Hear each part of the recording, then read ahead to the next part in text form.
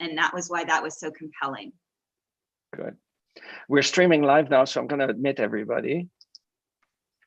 Can we close the waiting room, or we'll have to continue to do that manually, Sarah?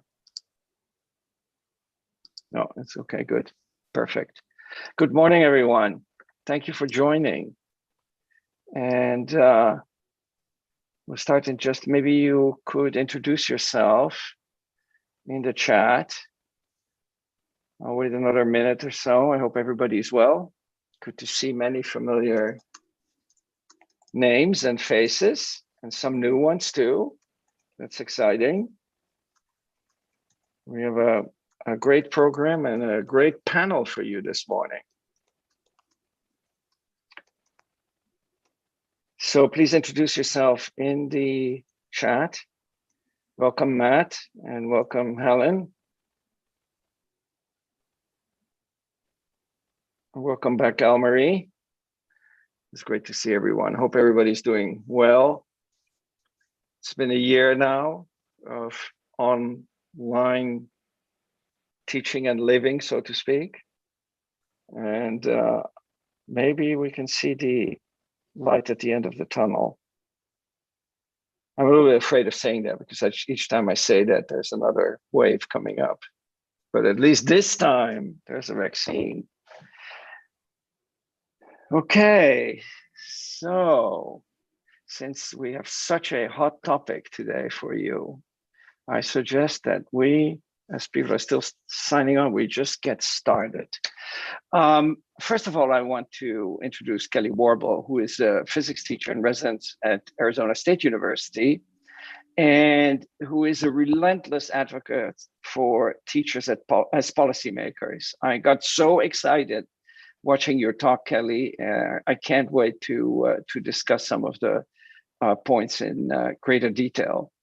And as a special bonus, Kelli is not only here herself today, she's brought with her 5 panelists, Amanda Whitehurst, who is a STEM teacher in Phoenix, Mike Vargas, who is the Albert Einstein Distinguished Educator Fellow at the DoD in Washington, but who is also teaching physics in Arizona, Melissa Gurmsheed from West Point High School, Nicole Spencer from Phoenix College, and Jeff Hengersbach from Estrella Mountain Community College. Thank you all so much for joining us.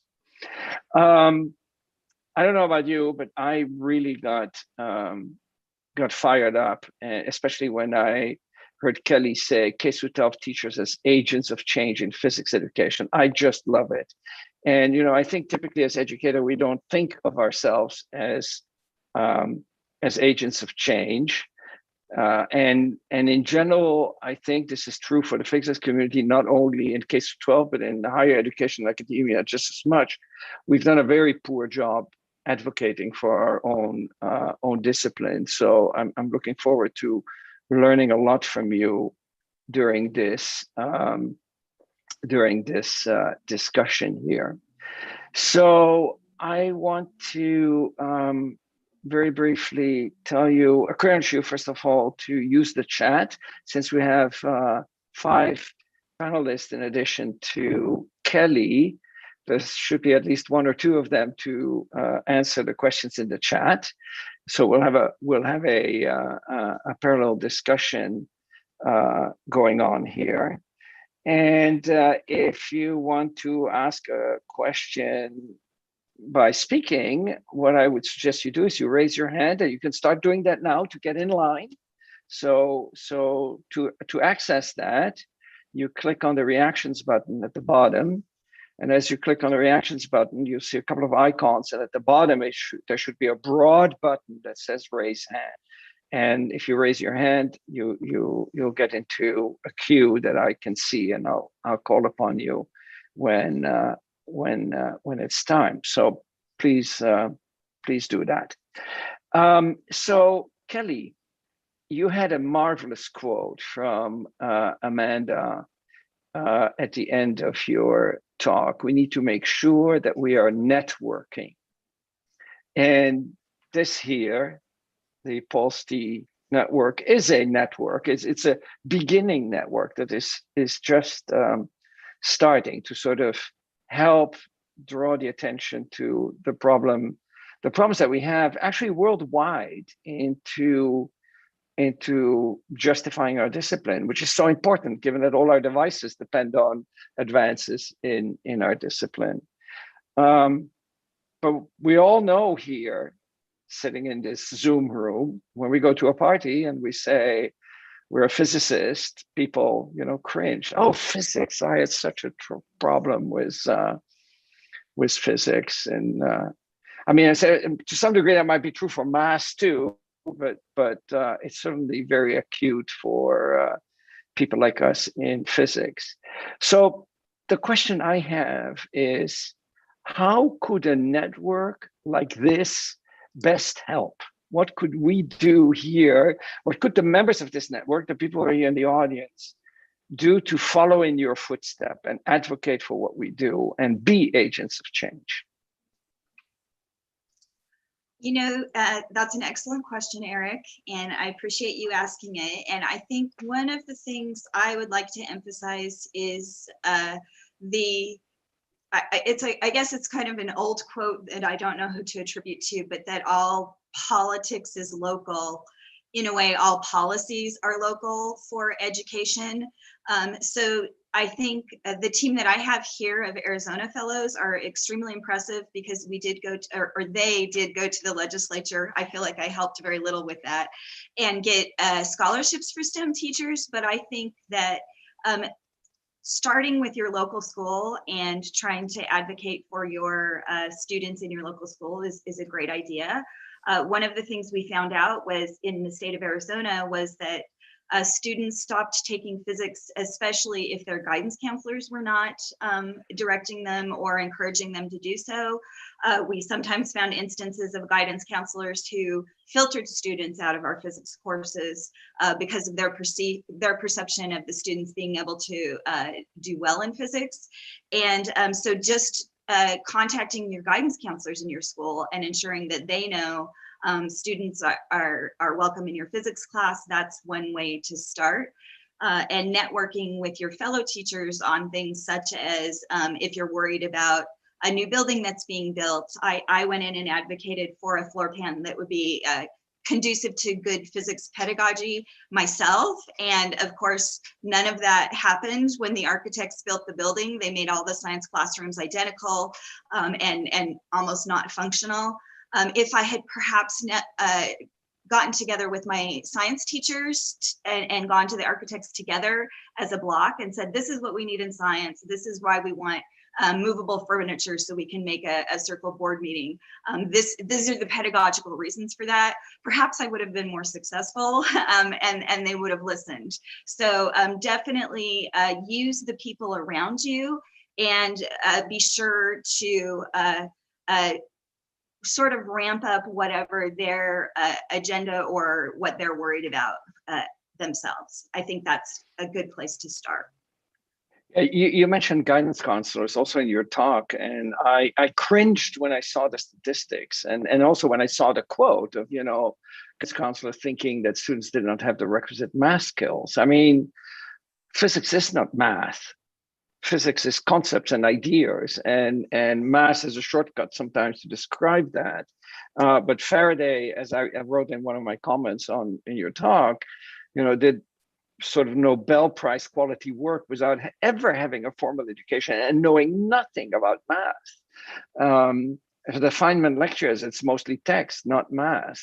So that's a huge misconception. So my question is, are guidance counselors the key to change? I mean, are they one of the barriers that we have? Should the AAPT or policymakers or whatever do something to change guidance counselors' attitude towards physics? In fact, Matt here in the text says, thank you for the reminder to talk to guidance counselors. But is there something we as a network could do to unseat that misconception about physics? That might be a start. I know we call ourselves the Cactus Caucus because from Arizona, and we had, for part of our policy fellowship, that became our nickname. But the Cactus Caucus members have been throwing around the idea of trying to speak to the state level guidance counselors. They have certain conferences themselves, just like all other groups would do. We haven't been successful getting on to their conference speaker list because at the teacher level, there might not be much that you can do. They might not take you seriously, unfortunately. So that might be a place to look. I don't think that it's just the guidance counselors, though. It's also, in certain cases, administrators. I think we've run into the experience of administrators not being aware that physics is a STEM course. Because, I mean, I think they know it abstractly. The administrators and the public and policymakers know it abstractly. But when they say they're pushing for STEM, I don't think the understanding is there that it starts with the fundamental sciences such as physics, chemistry, and there's no P in the STEM. So I have encountered policymakers who wanted to have more engineers and did not realize that physics was fundamental to engineering. So we run into places where they are canceling physics courses because they can't get instructors, and then replacing it with something like biology courses, which is, there's nothing wrong with biology, but biology isn't necessary ultimately for all physics or for all engineering, unless you're in bioengineering or something. There is not the realization that physics is absolutely a foundational course that you cannot get into many of these professions without. That perception or realization just, I don't think, is there. Well, I think that's a very important point. So I see we have one hand up. I want to give a shout out. Bob Hilborn is joining us. It's such a pleasure, Bob, to see your name. I don't see your video, so I'm assuming that the name is the Bob that I know. But thank you for joining us. So Teresa Rainey has her hand up. Please introduce yourself briefly, and everybody else, please raise your hand to get in line for a question. Teresa. Hi, I'm Teresa Rainey. I'm currently working in Montgomery County, Maryland. It's the largest district in Maryland, and it's actually, I teach in the most diverse school. And I have really kind of a concern that I think is going to turn into a self-fulfilling prophecy, is that when NGSS rolled around, there was a big thing of integrating earth science into the science courses. And two of the larger districts in Maryland are now piloting, and they've actually rolled them out, physics courses. One is called the Physics of Earth and Space in the county north of where I work. And then ours is rolling out astronomy with physics. However, what's happening is that the people that can teach them don't have to be physics people. They need to be earth science people because of the credential problem. And then when I look at the standards and kind of what they're teaching, boy, we're missing a lot of stuff. And I feel like that this is something that I think might start rolling out elsewhere as well. And I'm just really worried about that because they're much more of a reading course and not necessarily the fun labs, because there aren't people that may be as comfortable teaching it. And we have that pipeline problem again. I didn't know what you were seeing where you were, or if this is a trend that other states are seeing.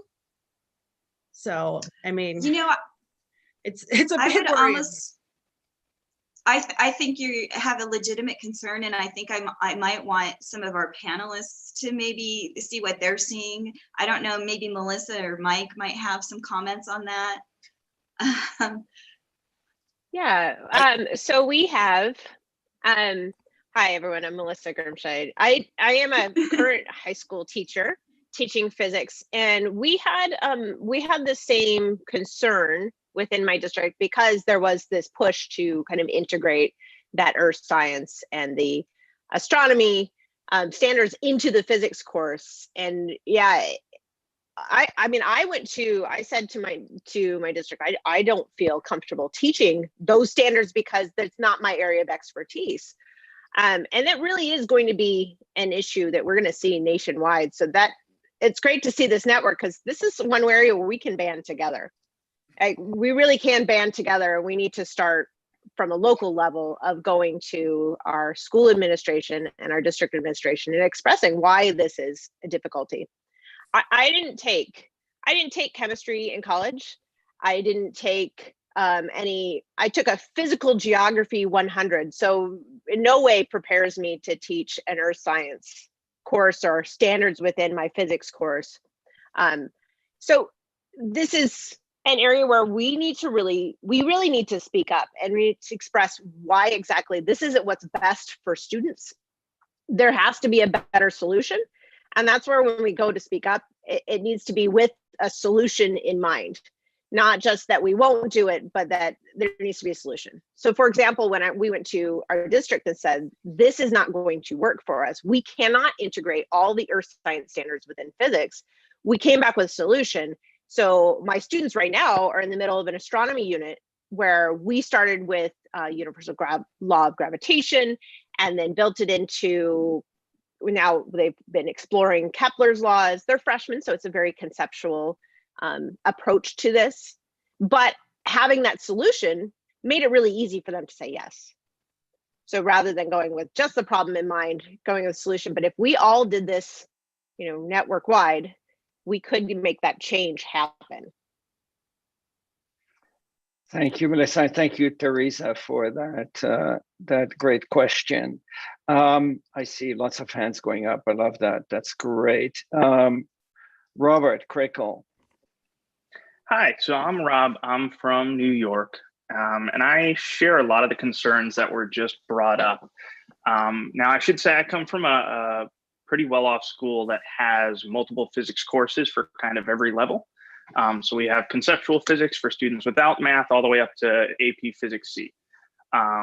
So I think that one of the biggest things that I see is the monetary cost to get everything started. And I couldn't agree more that everything was kind of a local level problem. But one of the things that I see, especially with NGSS and these concerns, is the integration of stuff into physics or physics into stuff, as opposed to kind of an overhauling of all science, as it were, which has been a universal problem nationally for as long as we've been teaching physics. And I was just wondering your thoughts, and I guess everybody's thoughts on the panel with regards to that.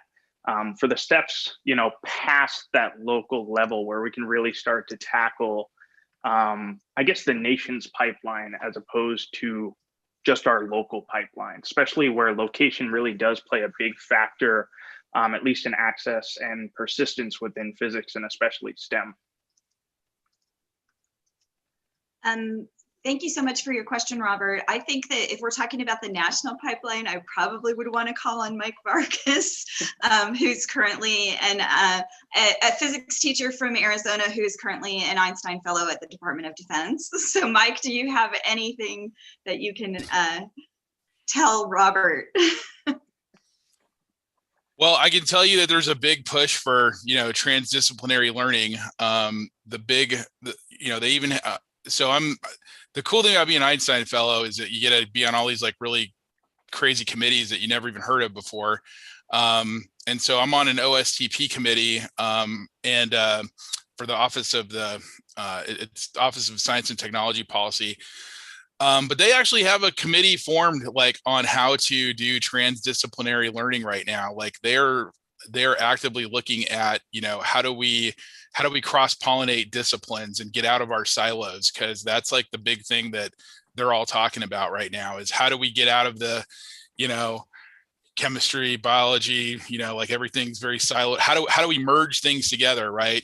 And I think we've all heard of, computational like modeling physics, like, bringing computers into the physics class. That's starting to pop up. So these discussions are happening right now with the goal of like making changes in the next 5 to 10 years, which is really interesting, which I didn't know about before this past year. So I think one thing that I think we should all expect is that those things are going to start coming down the pipe. Like, how do we merge, how do we merge one class with another? How do we put more systems into what we're talking about? Things like that. But to get back to the overall question of, how to, just to reiterate what Melissa was talking about. I mean, you are seeing a lot of places where, new leader, like so I'll tell you about my district. So we led the way in physics first for 20 years, right? It's like we were on magazine covers and people quoted us and we were doing great stuff. And then, all of a sudden, one year, all the principals got wiped out for whatever reason, and new leadership came in, and they said, nope, physics is too hard. It is too hard of a course. We're going to go to bio because bio brings kids joy. That was a quote. And you just had to sit there and like, are you kidding me? Like, we have more physics teachers here than anywhere in the state, and you're going to just get rid of that? And it's because they just don't understand. And the real tragedy was that our physics folks did not get together. They did not band together. They did not, put their foot down and say, hey, look, this is the wrong move. They did not do that. And so my big thing is, you're stronger in numbers.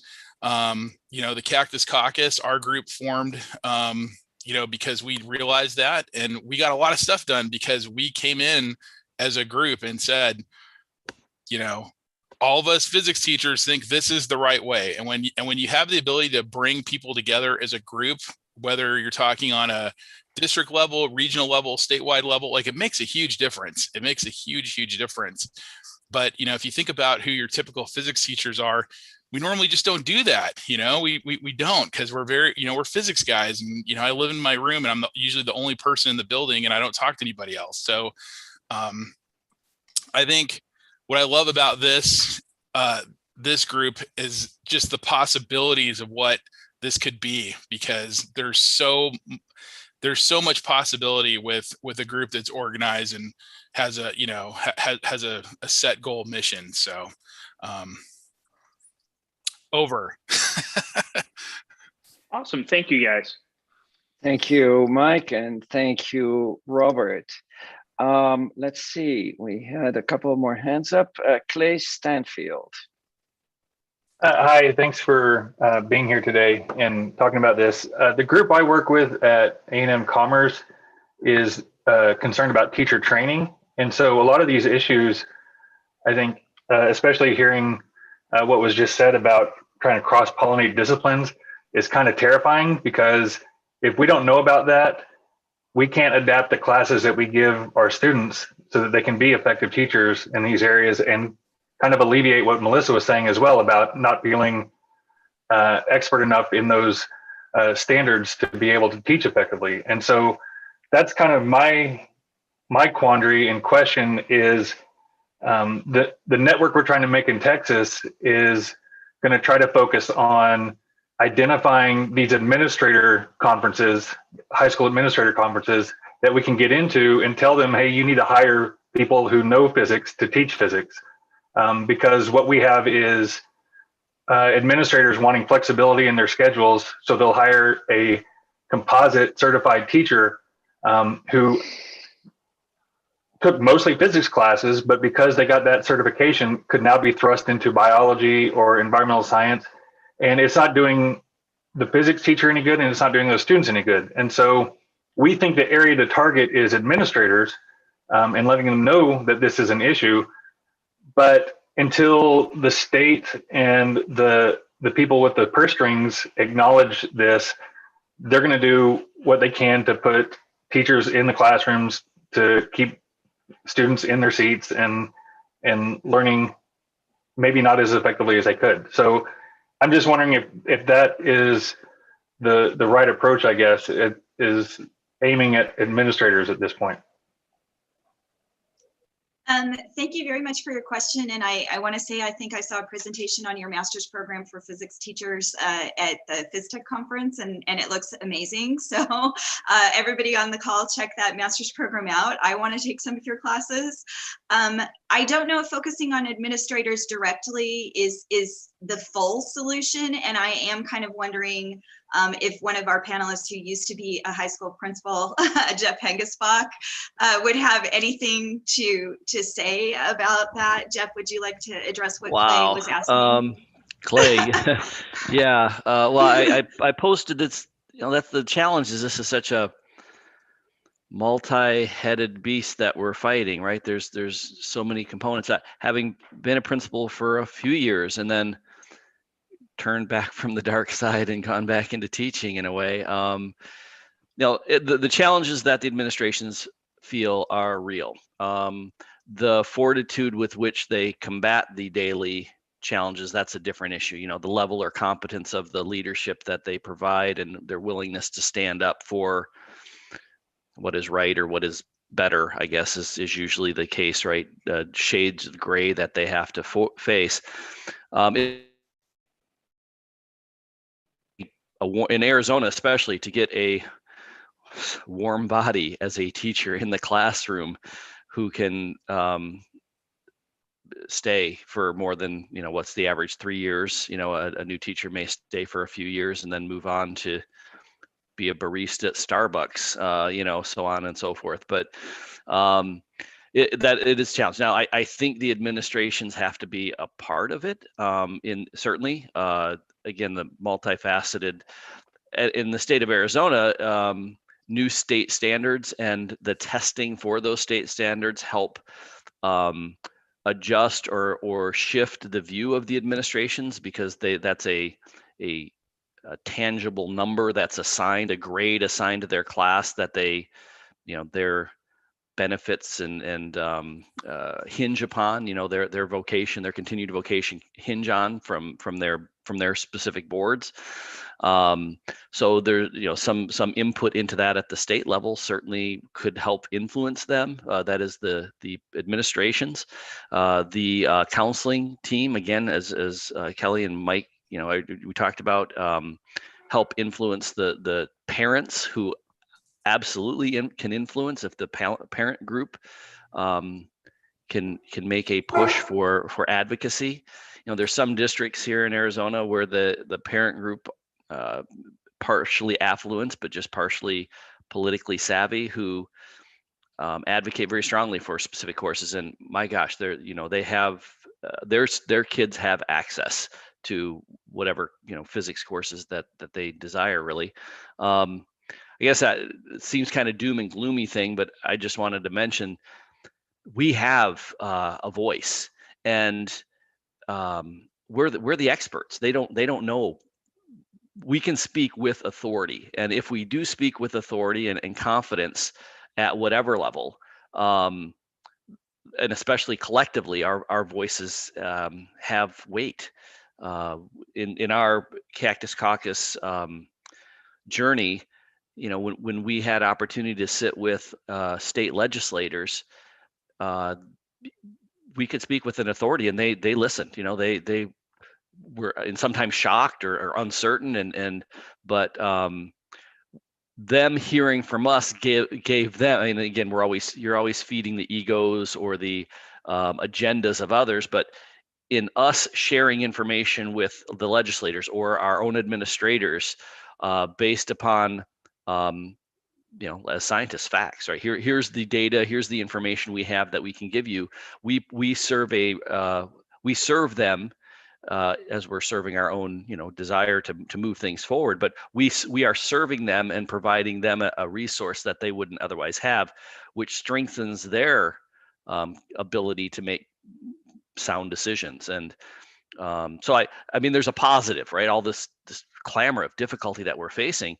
The positive is that we, individually and certainly collectively, have a voice that others can't ignore, right? If we have the voice that's out there. So that's, I guess, I don't know if I specifically could answer that question about any key administrator, but we certainly have the capability to at least influence, hopefully positively, that discussion or debate, and shift it into an arena that is now reliant upon, detailed, factual, specific information, and we can guide the narrative, maybe, depending on what changes are occurring.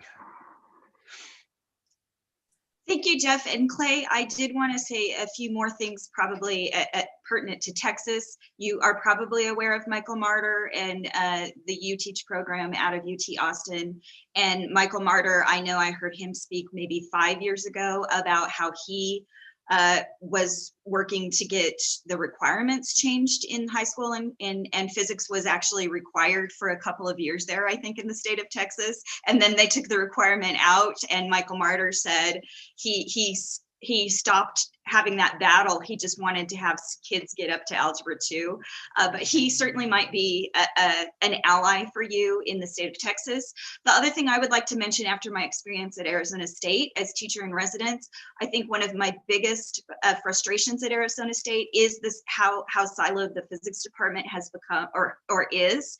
And when I went there, I said, you know, I would love to work with pre-service math teachers, pre-service chemistry teachers as well, because a lot of us who are in physics teach those content areas also, and the departments tend to not talk to one another. And I've discovered since getting to Arizona State that we have some great discipline-based education researchers in the biology department who are doing education research into biology and in chemistry, but we're not leveraging and working together in our programs to help teachers. So certainly maybe look at your own university and see, do you have education research experts in those other content areas who would be willing to come and teach some of those methods of teaching courses, or some of your courses like quantum physics for teachers. Maybe there's a biophysics for teachers or something that you can do that is interdisciplinary to help prepare the teachers in your program. And I wanted, yeah, go ahead. There's somebody else who spoke up there. this is Amanda, and I just wanted to comment really quickly that this is a major problem, like the preparation of our teachers coming into the workforce. It's the reason why STEM Teachers Phoenix in Phoenix exists, is we're a group of teachers that decided we did not feel prepared to meet the challenges of what was happening in our classroom. And so we try to mine the experiences of the people around us to provide professional development for our colleagues. And so, you know, this has been a major frustration for us. We were just speaking about it last night that, you know, there is at Arizona State, they now have an elementary certificate. Is that true, Kelly? That is supposed to be a STEM certificate, and it's a math class, a math class, a math class, and a math class, and now you have a STEM certificate. And so, you know, that's not this integration that they're talking about. This is not, but, you know, we're telling teachers, you're going to be prepared to teach STEM after you get our STEM certificate. So this is a major problem, and I'm really glad that you're thinking about it and that you're specifically trying to address this issue, because it is a major issue. Thank you, Amanda, and thank you, Clay, for that excellent question. I see here one more hand up. Matthew Reicher. Hi, so part of what I just recently got an email. I'm in New Jersey, and it was inviting New Jersey teachers to join a committee to help develop the curriculum. I clicked through and looked at it a little bit. It was very much like what we were talking about. It had the environmental science and earth standards as the underpinnings of it. And I was considering getting involved in it. It sounded like it was important. And when I saw that, I kind of cringed to begin with. And I'm a very new teacher. This is my third year teaching. I did career change in the middle of things, so I'm really here gathering tons of information and opinions. It seems like people aren't too thrilled with that course structure to begin with, although we're trying to work around it. I'm just wondering from this group that, you know, at first I thought, okay, when I saw that, I'm not even going to bother. Then maybe I should be involved to say, hey, is this really what you want to be doing? So I would just be curious to hear what people would think is valuable in that regard. Thanks. So let me clarify, are you asking specifically about how earth and space science should be integrated with physics? I'm not sure. In my school, we don't integrate earth and space science, although I was one of those people hired with a physics certificate, and they said, well, when we hire you, you need to also take the praxis for general science. And I wound up also teaching environmental science, even though I'm a mechanical engineer as my background. So I guess my question is, do we feel this is a valuable thing, or is this something that has been put upon us? And do we feel we should be advocating for or against it, or with some adaptation in the middle there? That's really my question. Is it something we should be fighting against tooth and nail, or just going, well, okay, I guess this is the way the wind's blowing, we got to deal with it? Jeff, did you have a comment? Yeah, on I did, that? Matthew. So, hey, Jeff here. Not knowing the specifics of the curricular change, what I could suggest to you is for you specifically, you Matthew, to get involved is critical, or really important. You led with I'm a new teacher, but honestly, Matthew, if you were here in Arizona in some context, you may have a stronger voice than a veteran teacher in that political arena because of your background as a former engineer. And in fact, you would be bringing in a perspective and able to talk about things at it in a different way, a deeper, different slant, different viewpoint, whatever, because of your background. So I would encourage you, absolutely get involved, and then work as your conscience suggests. If the change, sometimes changes are reasonable and make sense, but that as you're negotiating, right? The body politic is a body of negotiation. Your little influences can move. Early influences can change the direction greatly by the time the trajectory is done, as you know. So, but I would encourage you just to get involved. And I would agree with that, and say that every challenge is also an opportunity. And I actually would like to say, about 5 years or 10 years ago, I was on a committee or actually a team that developed some middle school modeling workshops for middle school science teachers. And one of the challenges there was that from the middle school level, most of the sciences are integrated.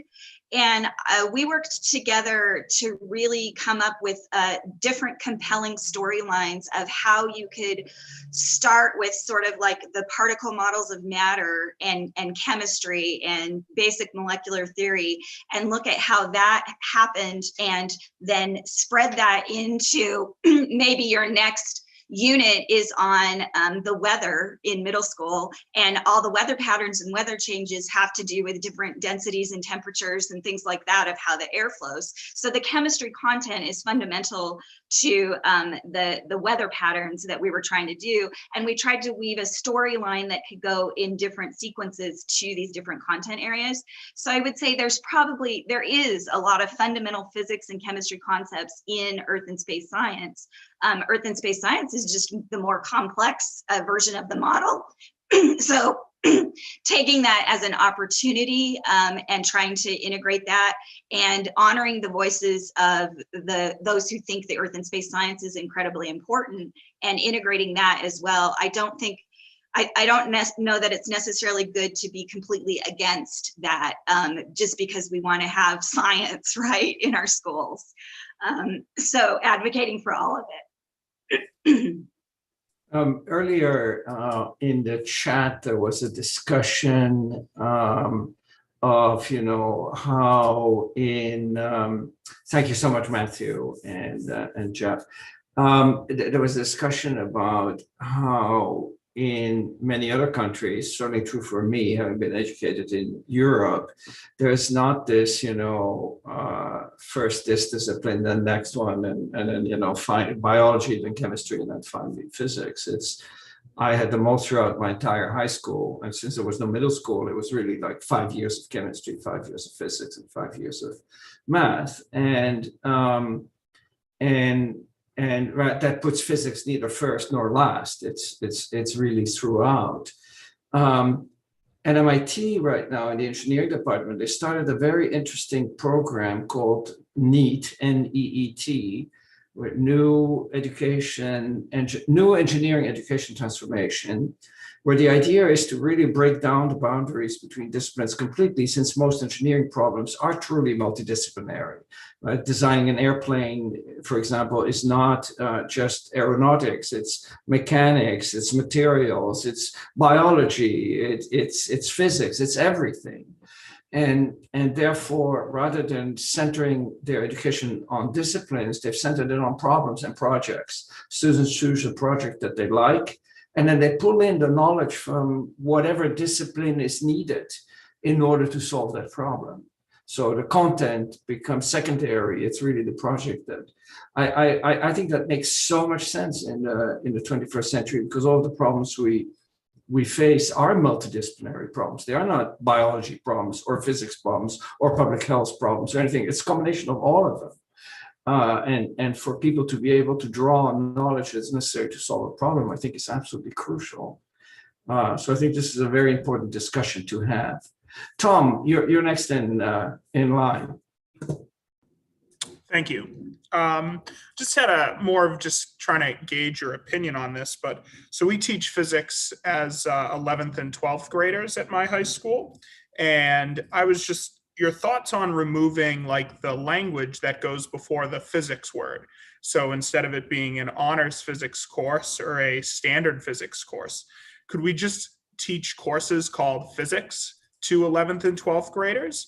Because what happens is by the time we get these 11th and 12th graders, we get 28 students taking an honors class, and we get 10 students taking a standard class. And there's, it just makes it very difficult to teach a class with 10 students and then a class with 28 students, when we could probably just intermingle the students. Thank you. Boy, have I, thank you so much, Tom. I have been in that situation before. I am kind of wondering if Melissa would have anything to say, since she's in a district now who just successfully is doing physics with 9th graders. And she also has been leading computational modeling and physics first workshops for teachers, which people can certainly apply for one of those workshops, which are being sponsored by AAPT this summer, I think. But Melissa, have you had experience with that idea of removing those qualifiers before the physics? Yeah, and actually I was just typing in the chat, because my previous school district, I saw this massive problem because of that. The students didn't want to take physics because it didn't have the honors in front of it. And so we really had to advocate directly. That was a direct to parents, that just because the class doesn't have an honors in front of it does not mean that it's not a rigorous course, does not mean that your honors child could not benefit from this course. As part of the advocacy within that district, we actually had 4 physics courses running at one time. So we had a conceptual class that truly I had built for special education students. We had a physics course, nothing in front of it. Little did they know these were sophomores through seniors that were actually working through physics first curriculum, because I was developing at the time, and so that made sense to me. And then we did have an honors course and an AP course. And I always approach my teaching that I'm always doing some sort of research in the background. So I always kind of collecting some data on the students, but it was interesting to see who signed up for the honors course. It was, again, those kids whose parents felt their children needed that honors in front of it. But there's a massive benefit from having those students who can kind of transcend that boundary and get away from the need to have honors in front of their course name, and participate in a course with students that they may not be in the other honors courses with. Those kids that get into those honors in AP, they seem to be stuck with the same students, class after class, day after day. They get to be this group. And so having a truly rich discussion in class with students who don't have classes together all day long was extremely beneficial. And what I found and what I was able to show administration is that these students were making even bigger gains on tests like the FCI. So there is a huge benefit for removing that name in front of it, that qualifier that makes it standard or general or honors. But it does require collecting some data to show administrators why this is important. These students were making bigger gains in a physics course with no qualifier than the students who had decided to take the honors course. So I would encourage you, if you want to do that, start collecting some data. Data has always been a great way to get administrators to come around to my way of thinking. Thank you, Melissa, and thank you, Tom.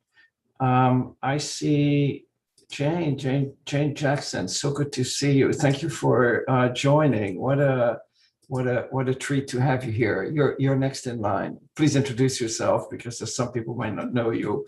Okay, I'm Jane Jackson. I've been co-director of the Arizona State University Modeling Instruction Program for 26 years, after teaching physics for 18 years at post-secondary level.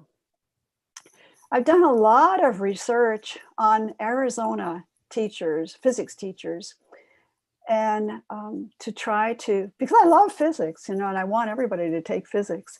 But some things that haven't been mentioned that you can read about if you go to modeling.asu.edu, our website, scroll down to the bottom, I'll put it in the chat, is number one, there's quite a lot of research that you can give to your school principal, counselors, and superintendent to educate them as to the importance of physics. There's quite a lot of research been done to show that high school physics is absolutely essential for STEM careers and majoring in STEM in college. And people are ignorant of this.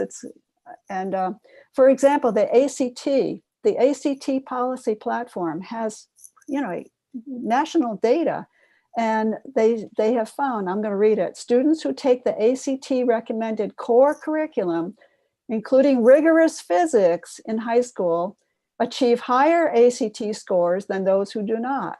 Compared to graduates who do not take the core curriculum, graduates who take the core curriculum earn composite ACT scores that are on average 3 points higher.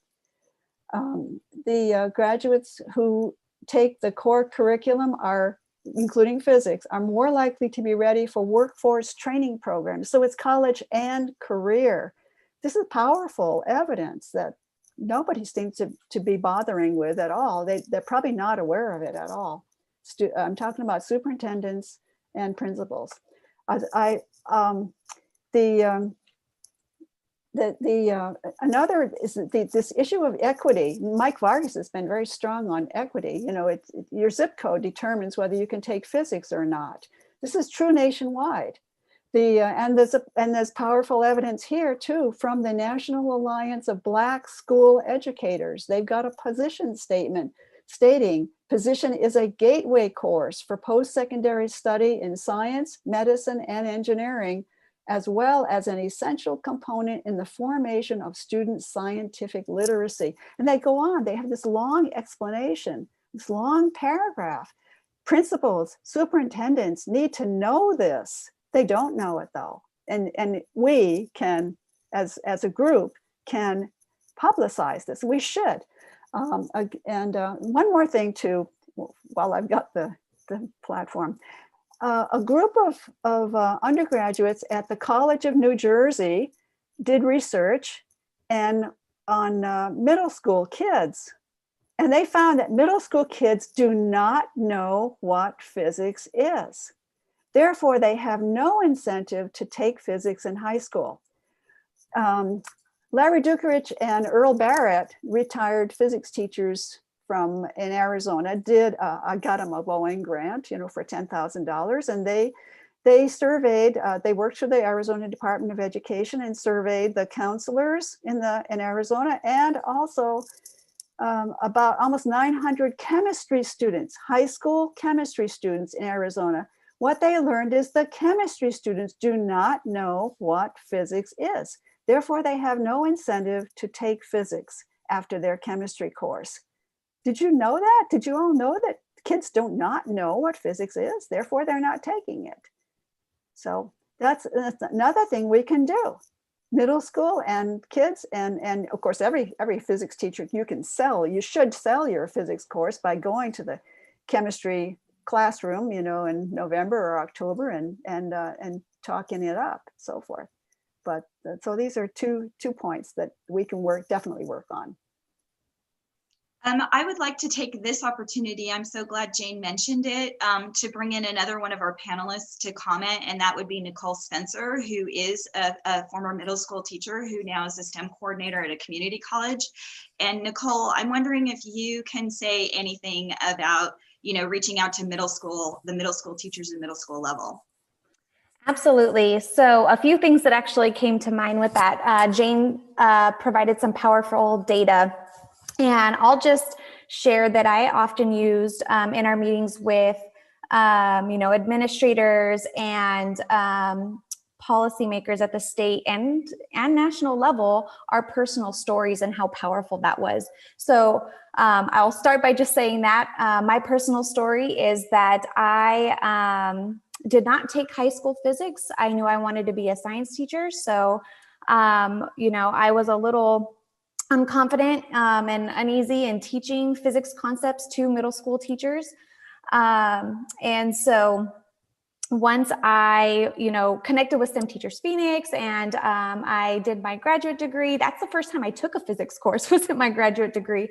And so with that, I understood how important and how powerful physics is. And so I, as a middle school teacher, always encouraged my students because I felt like I was not told. I didn't know what physics was when I was in middle school and high school as a student myself. I didn't understand the importance of it. I didn't know what physics was as even a major. I had no idea what you could do with that as a degree. So I used my ability to tell my students in middle school, please take physics. And then they would come back and visit me in middle school and say, hi, miss, well, we don't have a physics teacher. So physics isn't even an option at high school. And so that was an issue. And that's what led me to get involved with the Cactus Caucus in this group in advocating for physics teachers. So really that pipeline, and I'm able to see that now. And what I do at the college, the community colleges, we do a ton of STEM outreach. And I am so fortunate to be in this position because I can really push now that our activities are physical science based. Before it was very heavy in bio, which bio is awesome, but we know that there's such a shortage with physics. And so one is I'm able to connect teachers, with our outreach, engaging them in these physics activities, and then having those conversations with these middle school teachers about physics and resources for them. I would say that a lot of them are hungry for that information because themselves are not confident in teaching some of these physical science concepts to their students. And then one other thing I would add is APS, has the Step Up physics curriculum. And with that, they have a careers in physics, a women in physics, and everyday actions that they do. This is all free, so I highly encourage you to check it out. But we do professional development for high school teachers on getting them to engage their students in physics. And I've done it in middle school classrooms. I've actually gone, even though I'm at the college, I'll go to a middle school teacher's classroom and help do this lesson on teaching middle school students on what physics is and careers in physics, especially if, I'm not sure if you're familiar with like AVID, advancement via individual determination. So at those schools, we have a few schools that are Title I, low income, and they're part of the AVID program. So they're trying to get their students at a very young age to understand what college is and how to build those skills.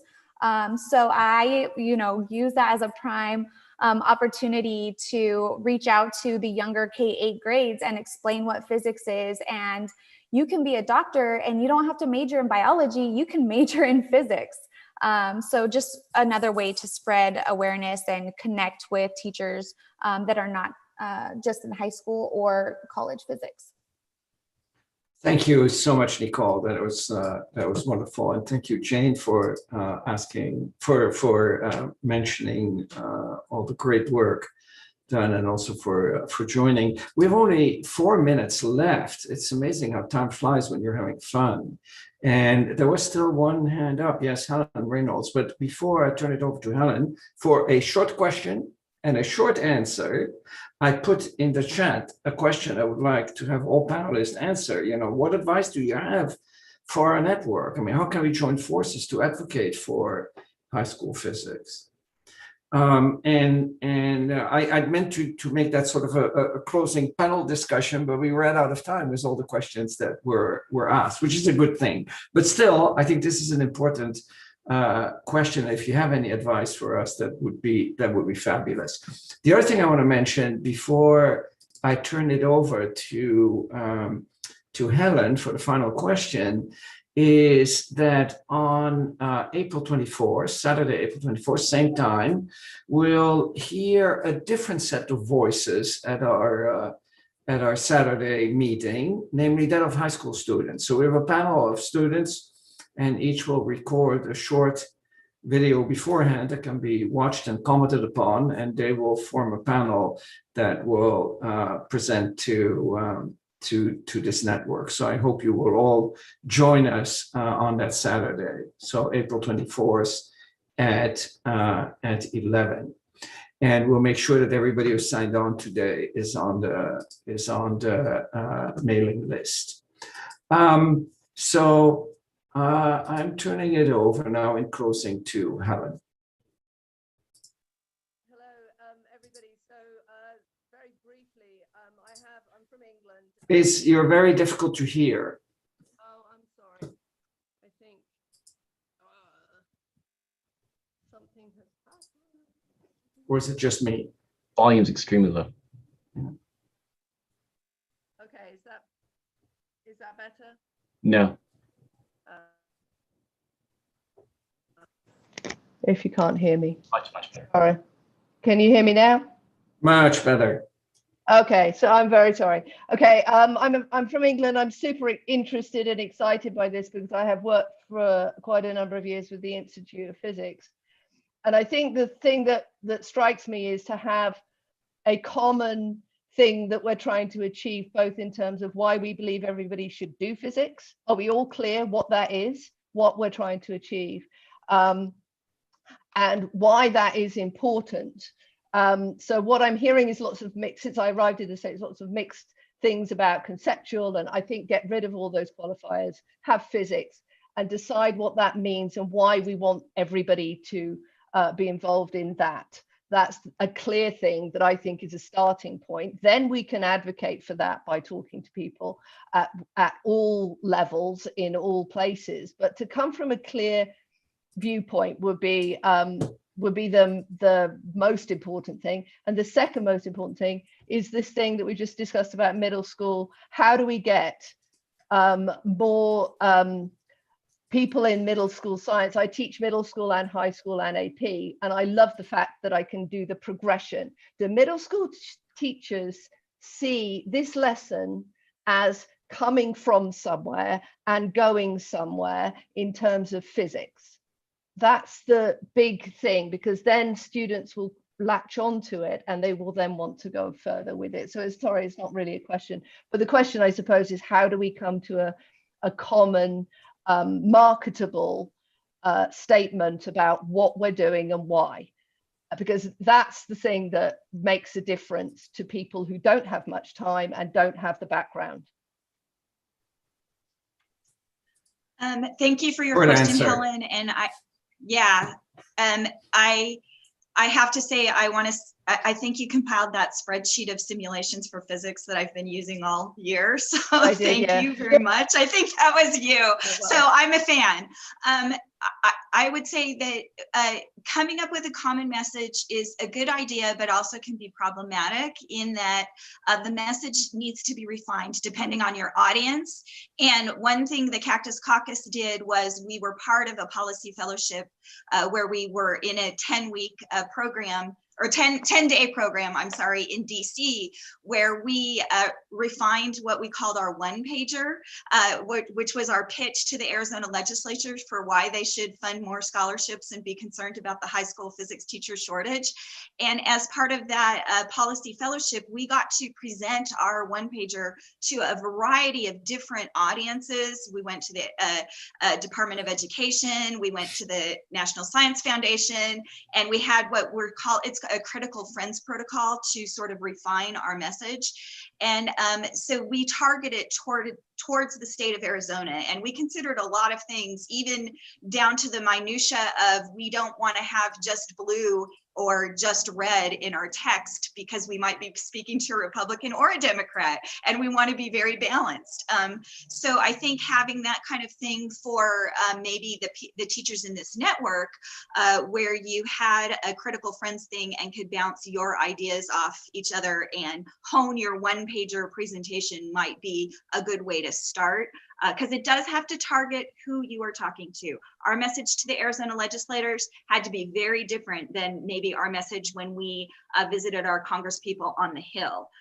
So I think that's one thing to consider. And I know we're over time now, so I'll defer to Eric now